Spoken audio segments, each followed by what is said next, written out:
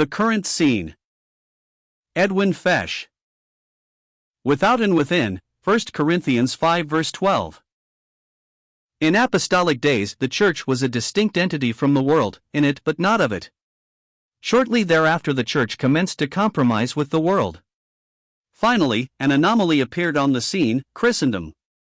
Roughly it was half of each. Generally, Christendom has spurned biblical principles. Consequently, for those wishing to adjust their church life to Scripture have had no resource but to separate from the main body. Many separatist movements, after generations as such, have often returned to make up another number under the umbrella of Christendom. Present-day religious America presents a new and impressive phenomenon, namely Bible churches. Unlike the Brethren movement, they have but one negative: liberalism. The assemblies, amid many failures, have attempted to rely on a plurality of elders for ministry and conservative financial principles. They have pressed the doctrine of the priesthood of all believers to its fullest implications.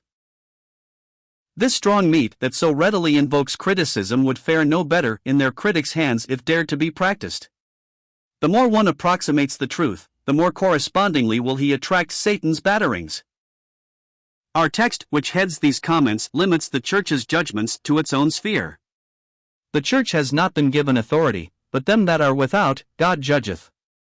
This raises an interesting question: to what extent should Christians attempt to remedy the world's ills?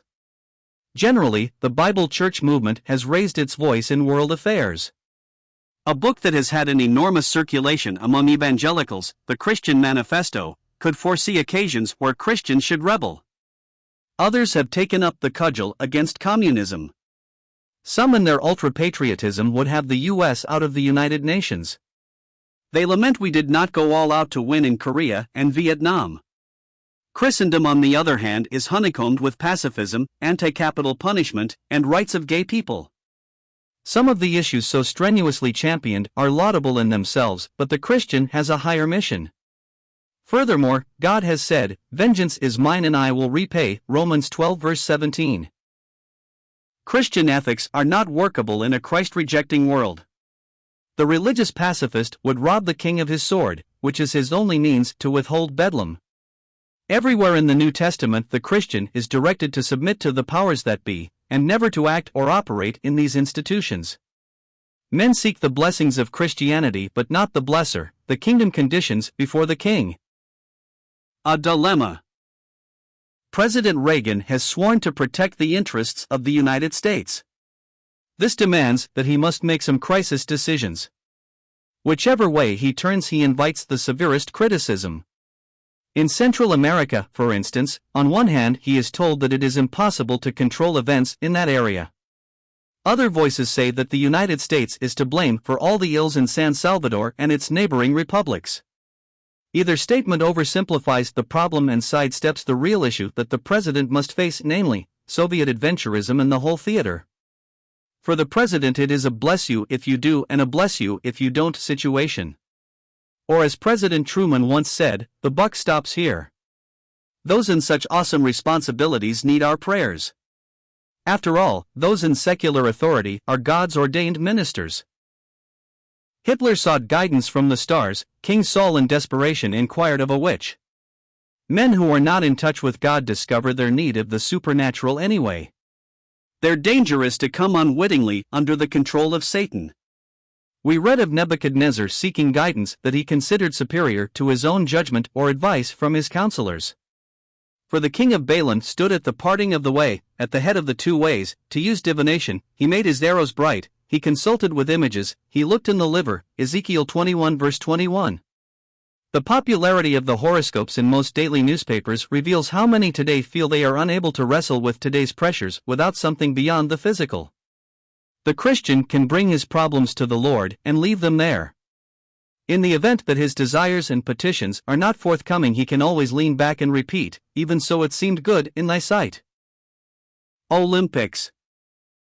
The Soviet pullout along with her satellites has been a jolt to the overall planning of this great international event. We are writing in May when the news is being analyzed from top to bottom. Certainly, this event has yielded to international overplay. Originally, it was to search for and honor the world's champion amateur athletes. Now it is a pawn in the dangerous game of geopolitics. Here was one of the best and wholesome exercises of the natural man, the unsaved world. One of the tragedies of this life is the vulnerability of the very best things yielding to corruption. As the psalmist said, man being in honor abideth not. The Olympics was strictly for amateurs, but the Soviets had their own definition of who is an amateur. The president of the U.S. Olympic Committee is concerned with the existing rules. To him they are as riddled with loopholes as Swiss cheese and encourage our young athletes to cheat. Then there is the drug problem which some have taken in the past to stimulate their efficiency. Worse yet, the games have now become a political football. The 1980 contests were held in Moscow with the U.S. pullout. Now Russia, tit for tat, defaults. Here again we have a reflection of the spirit of the world, get even. The Christian ethic, be not overcome of evil, but overcome evil with good, Romans 12 verse 21, is in short supply where Satan, the prince of the power of the air, holds sway. The world has a comparable adage to describe human behavior when opposing systems and nations polarize in opposition. It is, dog eat dog. The present race for the presidency is not without some dirty rhetoric. Our relations with Moscow have reached a new level of nastiness. The president has been matching the ugly jibes we have been hearing for decades against imperial capitalism. His speeches, intended for a listening world, tell about an evil empire doomed to fail. The Soviets have been accused of reserving unto themselves the right to commit crime, to lie, to cheat, and would end up on the ash heap of history.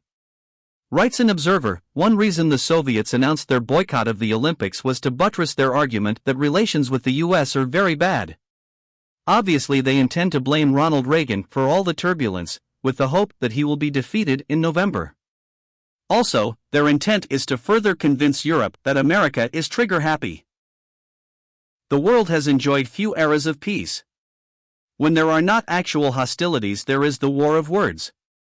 King Solomon could say in his early days, "But now the Lord my God hath given me rest on every side, so that there is neither adversary nor evil occurrent," 1 Kings 5 verse 4.